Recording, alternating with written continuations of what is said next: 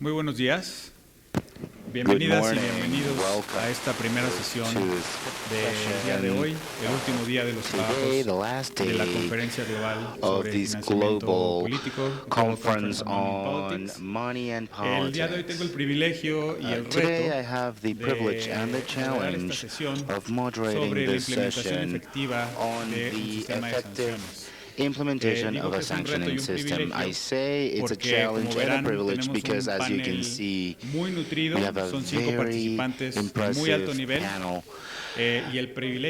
high-level participants, and the level lies on the richness of their experiences. Therefore, in order not to steal time from their presentations, I will just mention their names and a mi derecha está mi amigo y muy distinguido profesor Daniel Tokaji, quien ha escrito extensamente sobre diversos aspectos del proceso electoral, con énfasis, por supuesto, en Estados Unidos,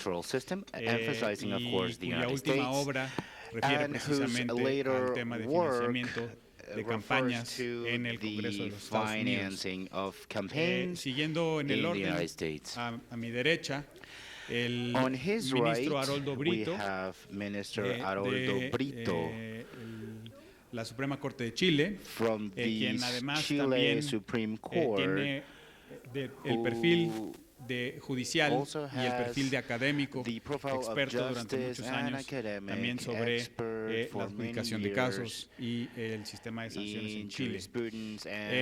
Al centro de este panel, como anfitrión también de esta conferencia global, se encuentra con nosotros el magistrado de la Sala Superior del Tribunal Electoral del Poder Judicial de la Federación, el magistrado Pedro Esteban Penagos López, quien no solamente tiene también el perfil académico en diversas materias, sino que cuenta con 4 décadas de experiencia en el Poder Judicial de México, incluyendo la Suprema Corte de Justicia de la Nación y, por supuesto, diversas instancias dentro de la justicia electoral de este país.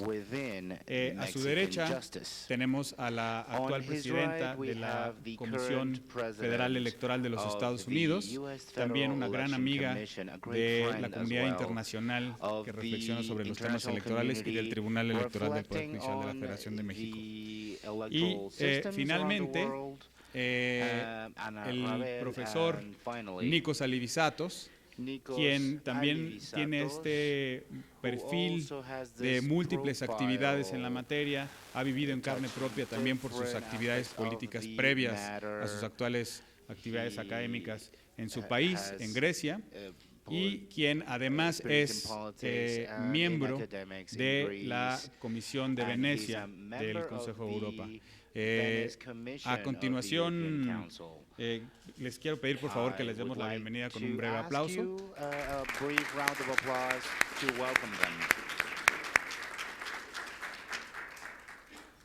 Y con el reto también de mantener la dinámica de las sesiones anteriores, me presento muy brevemente. Yo soy Alberto Guevara Castro, soy coordinador de relaciones con organismos electorales del Tribunal Electoral del Poder Judicial de la Federación, y quisiera iniciar esta sesión refiriendo a la pregunta original del panel: ¿cómo crear un sistema efectivo de sanciones?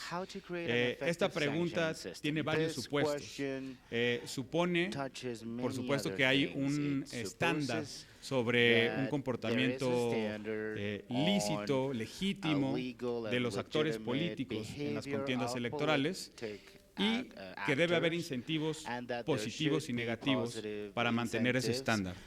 Le hemos dado el enfoque desde el punto de vista de las sanciones, así que le pediría a Daniel, por favor, si puedes iniciar con una muy breve reflexión en 5 minutos sobre cómo conceptualizas tú un sistema efectivo de sanciones. Por favor, Daniel, the floor is yours. Muchas gracias, Alberto.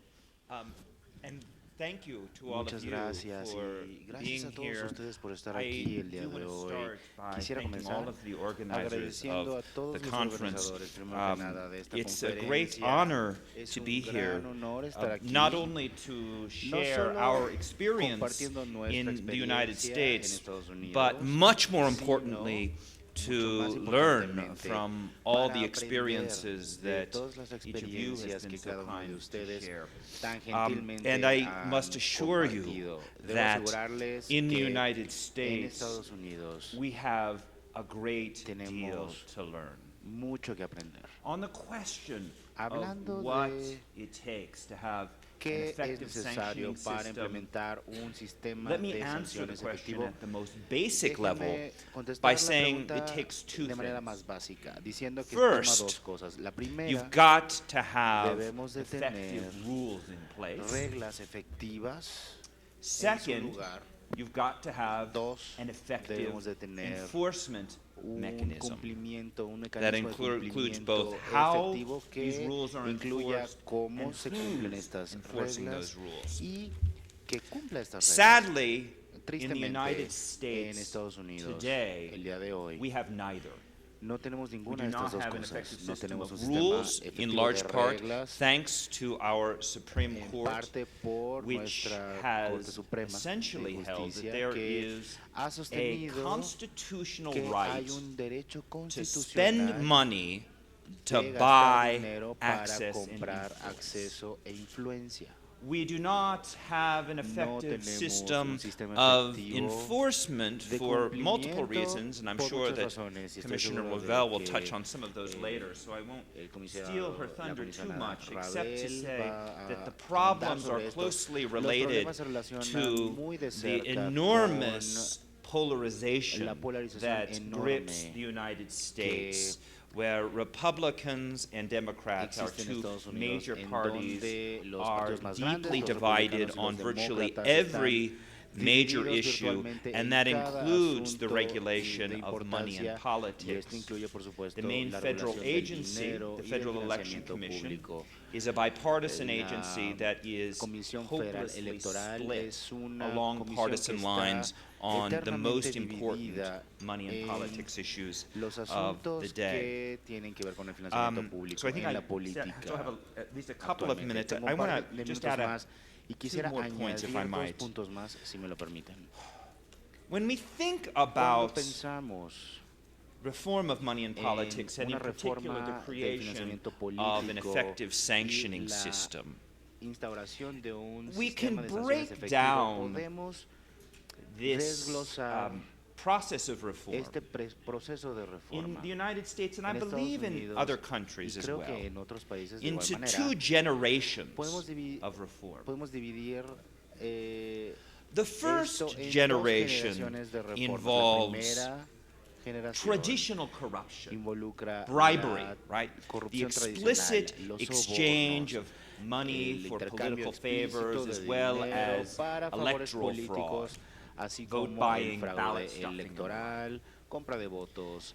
Now, I must say, in the United embarazos States, de these were urnas. huge problems. Estos 100 problemas years muy ago, even serios 50 years ago, they were significant eran problems. significativos But we've made incluso great hace headway 100 on años, hace those. 50 años. The Y second todos lo generation sabemos. of La segunda generación reform of money de in politics reformas en involves financiamiento político disparities in involucra access and disparidades influence. en acceso y en And influencia. in this realm, Y the en United este States is reino, doing a Estados terrible Unidos está job. haciendo We un are trabajo a model terrible not of what to do, but of what to avoid que se when debe it de hacer, comes to sino both de lo rules que se debe de and evitar en enforcement. Why términos don't I de stop there? reglas y cumplimientos. ¿Por qué Great, no thank you. lo Thank you dejo very much, aquí? Dan. That was Gracias, a great Stan. introduction to the topic. Este fue una gran introducción. I'm sorry, I'm going to switch back and Ahora, forth from English to voy a Spanish, estar but cambiando please make de sure inglés a that español, you have your simplemente translation devices. asegúrense de tener sus audífonos. And I would like to continue with this Quisiera definition of the continuar problem con with esta Professor definición Alivizatos. del If you wouldn't mind problema con el doctor elaborating a little bit more on Alivizatos, how si we understand the problem. pudiera Already explorar Dan un made a poco reference to the más, United States. ya,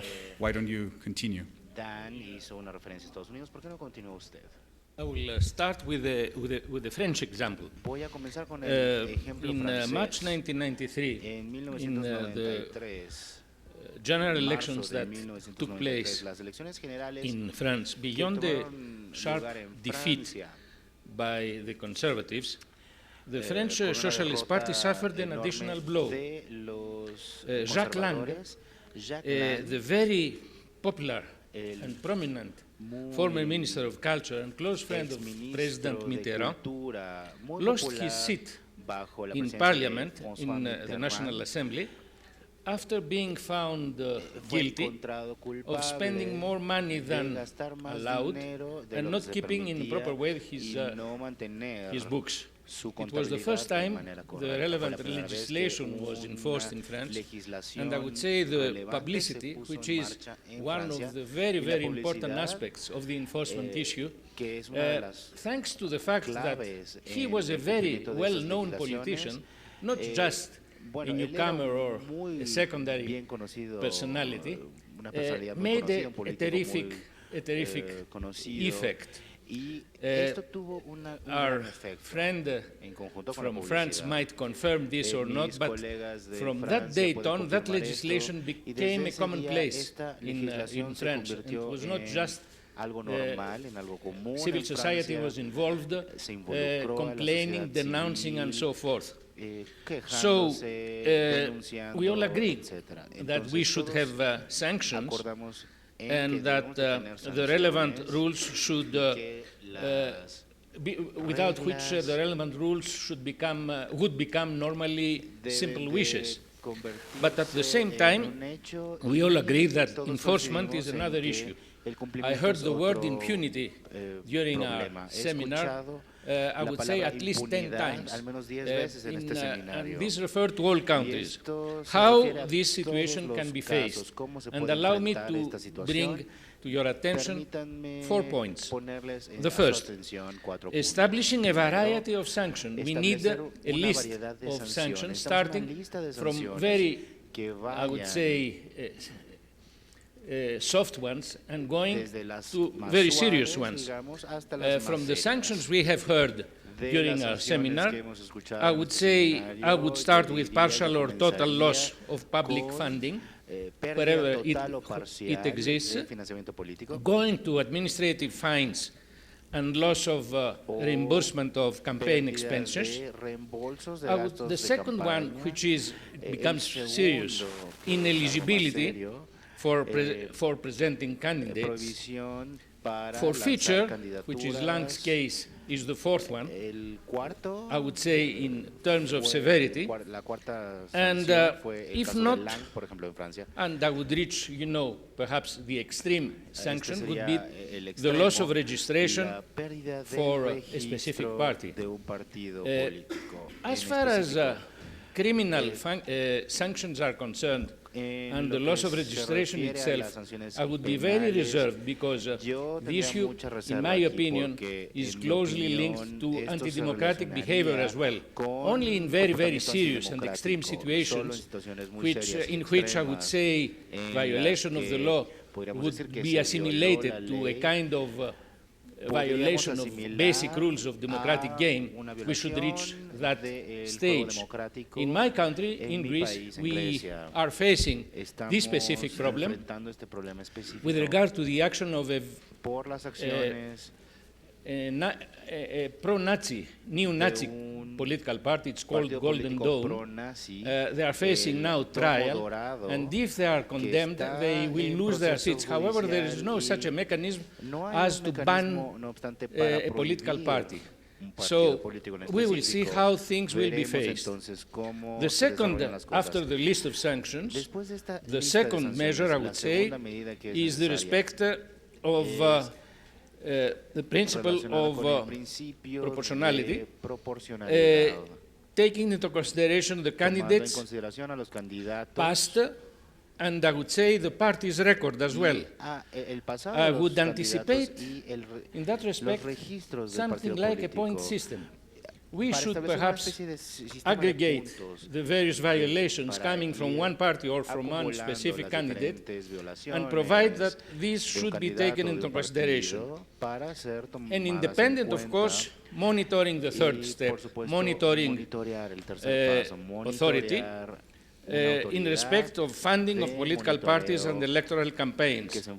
And fourth, this has not, as a lawyer I would insist on that, it has not been underlined to the extent I think it ought to be, access to court, to the judicial system in regard to the serious to the serious sanctions. I'm not talking only on administrative functions and so forth, but whenever such a sanction is very serious, in my opinion, it is legitimized only if victims have the power to take the issue before the competent courts. And I would finish with one last, and perhaps not least, step, which could be the first and not the last one. I would say, in order to overcome the difficulties of enforcement, I would suggest the enactment of, either by the state or by NGOs, of a code of conduct, soft law, in terms of, coupled with a grading system, providing for good practices. I would anticipate that an NGO, a highly respected NGO, such as the ACLU in the United States or whatever else, Amnesty International at the international level, but within a specific country, having a list, and I would say even a blacklist, with names of politicians who violate systematically the laws and parties who violate systematically the laws, could do more harm than a slight sanction imposed by a court. Thank you.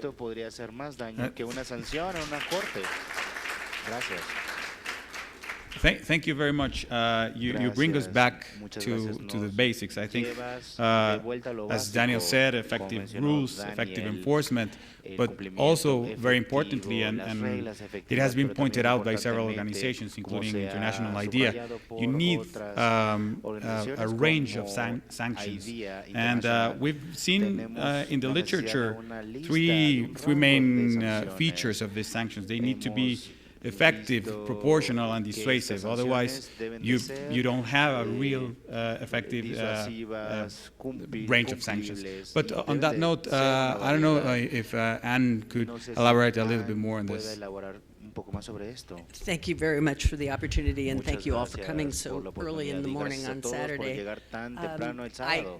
I was wondering why I was asked to be on this panel, because as Dan said, the Federal Election Commission actually does not ever impose any sanctions on anybody. So I'm kind of probably not the right person to be talking about effective sanctions, but I do certainly have some ideas, and I also, and I will later talk about it, previous to this position, I used to be the chair of the California Fair Political Practices Commission, which was established by initiative of the voters. And there were a number of very effective sanctions, so I have seen it in both ways. But when I think about an effective sanctioning system, I was thinking about the first day and the speeches that people were giving about what the real purpose is of campaign finance and campaign finance regulation. And for me, that's really important, and it's about having trust in government, so people have that trust, but also so people feel that they can participate in the political process. And so clearly we don't want to have a sanctioning system that is going to impair the ability of people to participate. And I've seen where often, and I think Dan kind of alluded to this, but sometimes you have so many rules and it's so hard to comply, and people make inadvertent mistakes. And I know you were speaking about proportionality, and I think that that's a really big problem in many cases, that it's important for regulatory agencies in particular that are enacting rules, but also to look at the laws and make sure that they are not overly burdensome of the ability to run for office and to participate, because we have, despite the fact that we're not able to deal with the important issues and the access issues, we do have a lot of intricate laws, and compliance is very difficult. So I would say, one, it's important to have clear rules, but also the ability to help people to comply and try to deal with these sanctioning issues in advance. I think it's well worth the investment for agencies to participate in giving information about how to comply with the law, both by interacting with people, having in the United States we have advisory opinions that are given to people who want to know about how to comply. There's a lot of information online about how to comply, and that a large number of the people that we're talking about, we're not talking about corruption, of course, but a large number of the people actually do want to comply with the law. But when it comes to actually effective sanctions, first and foremost, I have to say it is very important that there be an enforcement mechanism that actually takes the job seriously. There's no question about that, and that's a defect that we have, and I will talk about that more later. But I also think there's a number of things that can be done, but one important part of the enforcement mechanism is doing the enforcement expeditiously. One of our issues is delay. And if you delayed so long after the election, when it is no longer of any importance to the public, and the individuals who are being sanctioned believe or penalized believe that it's just the cost of doing business, it is certainly not going to be an effective system, and that's a flaw that I have seen. And I think one way to do that is to have a very strong system of auditing that's at the beginning of the process rather than later. And auditing doesn't have the same sort of negative implication that investigation or enforcement has. And so it's really important to get statistics and to ensure that you have a lot of information about disclosure of campaign finance information. And I have to echo what you said. I think that it's helpful to have a good relationship with the press, because for a lot of people, the notoriety is so much worse than whatever monetary or other penalty that might be imposed. And that's another reason why it has to be done expeditiously, because otherwise it can be sort of discounted later, too much, 3 or 4 years later. But it's so important for the agencies that enforce the laws to give information about these, both about the audits and the results of audits and any other findings, and make it public, because that is the one thing, and we've seen it very recently. We did it in our agency. We sometimes do enforce, and this was one because somebody did something that was so blatantly illegal that we had to. And now there's a call in this person's home state for him to resign and not to run for office again. So it's really important for there to be publicity. But I do appreciate being on the panel, because I think it's important also to think about new creative ways to sanction rather than just the imposition of financial penalties. Muchísimas gracias. En efecto, El panel incluye también espacios en donde identificamos cosas por hacer, y creo que ha sido usted muy generosa en señalar que precisamente el caso de los Estados Unidos puede ilustrar otro lado, otra cara de la moneda. Pero quiero volver a una cuestión que mencionó el profesor Alivizatos y que se refiere al acceso a la justicia, en donde las premisas serían, primero, que hay una serie de reglas claras a las cuales los actores políticos se tienen que someter, y después que hay un procesamiento, digamos, de la violación a esas leyes o ciertas irregularidades, y que hay una agencia, que puede ser una agencia independiente en algunos países, la propia administración electoral o las cortes en algunos otros. Y por eso creo que es muy pertinente ahora darle la palabra al ministro Haroldo Brito para que nos amplíe un poco esta perspectiva sobre la aplicación de las leyes para hacer un sistema de sanciones efectivos. Por favor, ministro. Muchas gracias. Al inicio, desde luego, quiero señalar mi entusiasmo cuando recibí la invitación. Me resultó muy atractivo. En fin, estos días ya vividos en la conferencia confirmaron largamente mi conclusión inicial. Estoy muy contento de lo que he estado observando. Es realmente ilustrativo. La otra cosa que quiero decir es que mi participación, desde luego que tiene que ser desde mi formación. Yo soy juez en lo criminal, me he pasado en esto 40 años, ¿no es cierto? Y de algún modo puede decirse que yo también he vivido el crimen, al ser mi único trabajo en justicia criminal. De modo que las observaciones que yo haré son puramente normativas, es una cuestión claramente de orden jurídico, y por ahí van las cosas que yo quiero adelantar. En primer lugar, quiero decir que hay una situación bastante reiterada que hace imprescindible que se adopten decisiones. La situación es acuciante, surge y se expande un descrédito en la actividad política, y eso ciertamente necesita de una reacción oportuna.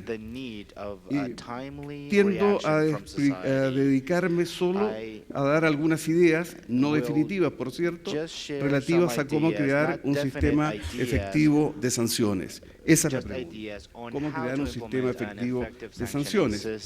Y a esa pregunta, la primera observación que yo quiero hacer es que los ilícitos electorales, sobre todo los más graves que nos estamos representando, se corresponden con criterios generales de lo punitivo. Aquí hay un tema que es propio de la especialidad del derecho electoral y de la organización de los sistemas electorales. Y esa es una cuestión de la especialidad. Y creo que son los especialistas en lo electoral quienes tendrán que identificar muy claramente dónde se producen las conductas más lesivas. Hay que identificarlas con toda precisión, de tal suerte que sea posible, ¿no es cierto?, que se comprenda el por qué debemos ir a un sistema de sanciones más fuerte que los que generalmente conocemos. Esa es una primera cuestión. Significa que debamos enfrentar la posibilidad de sancionar, como digo, de manera mucho más drástica, a partir de los criterios que ya están aceptados en los derechos penales y administrativos a estos respectos. Y ese, creo, tiene que ser un punto de partida. La segunda cosa, frente a la posibilidad de establecer un sistema de sanciones, desde mi formación, yo tengo que decir que un sistema de sanciones no es la solución a los problemas.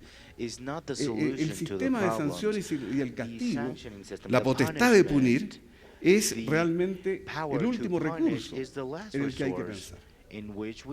De tal suerte que lo digo, y quizás insistan demasiado, porque creo que quedarnos con la idea de que si pensamos en un sistema de sanciones vamos a solucionar esta clase de problemas, yo creo que estaríamos estableciendo una orientación equivocada. El punto de partida para mí es sencillamente otorgar mayor eficiencia al proceso de fiscalización. Creo que podría ser una orientación, otorgar mayor eficiencia al proceso de fiscalización, de suerte que, en fin, el Estado en esta materia opere preventivamente. Y en esto creo que cumple más funciones preventivas la fiscalización que la posibilidad del castigo. No sirve mucho, creo yo, la prevención general en materias penales y no veo por qué tendría que tener alguna significación, alguna trascendencia más fuerte acá en este tipo de materia. Por eso mi opción es los procesos de fiscalización de orden administrativo durante las preparaciones de las campañas y todo aquello que hemos venido escuchando en estos días, me parece que ahí está la primera cosa. No creer en que el sistema de sanciones es la solución, sino en el fortalecimiento de otras instituciones que son previas. A lo anterior, fiscalización, debemos representarnos procesos administrativos que permitan que el Estado tenga potestades cautelares ante la advertencia de algunas conductas lesivas a los sistemas de esta clase. Hay que tener una fiscalización que actúe oportunamente, una fiscalización que puede incluso llegar transitoriamente y en casos verdaderamente excepcionales a la suspensión o a prender las alarmas de manera inmediata. La sanción siempre va a llegar tarde. La segunda cuestión que me interesa destacar es que, desde luego, a consecuencia de lo que yo estoy diciendo, es que nos estamos enfrentando a un problema de carácter jurídico cuando nos representamos una posibilidad de sanción. Eso significa que, para establecer un adecuado sistema de sanciones, debemos trabajar en la identificación de los bienes jurídicos afectados a propósito de la actividad electoral indebida. Ciertamente podríamos reducir todo el tema del bien jurídico a que con esta clase de hechos, estos hechos que todos nos estamos representando, se está afectando en primer lugar, se está afectando criterios básicos de la convivencia democrática. Pero eso es demasiado. Hay que llegar a establecer bienes jurídicos muy precisos. Por ejemplo, frente a la posibilidad de una elección, que un candidato reciba un financiamiento absolutamente indebido, lo que en definitiva está ocurriendo es que se están alterando las reglas de la elección, se está actuando con fraude y frente a la posibilidad del fraude tenemos que representarnos las consecuencias jurídicas del fraude. Y, en fin, según las reglas generales que el derecho nos informa, cada vez que hay fraude, el acto es incapaz de producir efectos jurídicos vinculantes. De modo que si nos representamos el fraude, y lo logramos establecer en las instancias correspondientes, la única conclusión que es posible alcanzar es que aquello que se obtuvo con fraude no podrá generar el efecto inicial. De tal suerte que las consecuencias son para quien ejecuta el fraude en el orden personal y las consecuencias también son para el acto, que insisto, no puede prosperar. Eso significa, en fin, un Estado dispuesto a adoptar consecuencias particularmente severas. Y eso significa que el Estado tiene que proporcionar